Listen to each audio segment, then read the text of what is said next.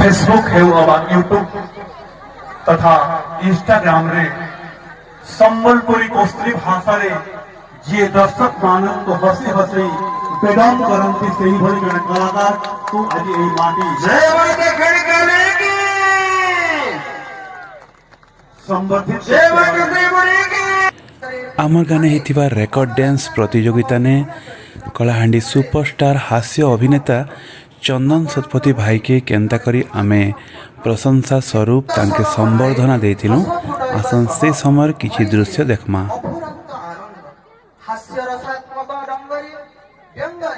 समाज को सचेतन करिबा प्रफुल्लित मुखमंडल आगंतुकर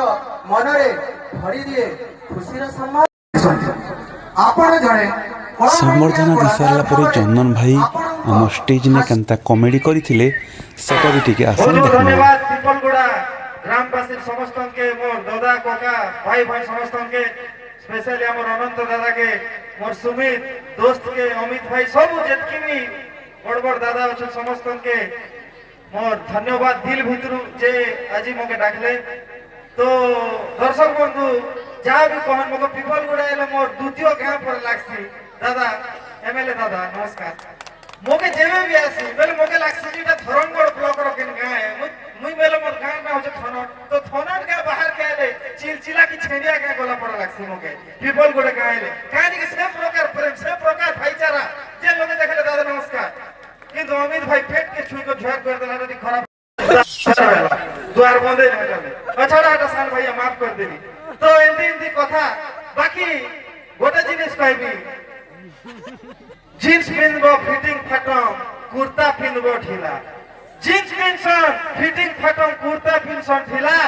आरु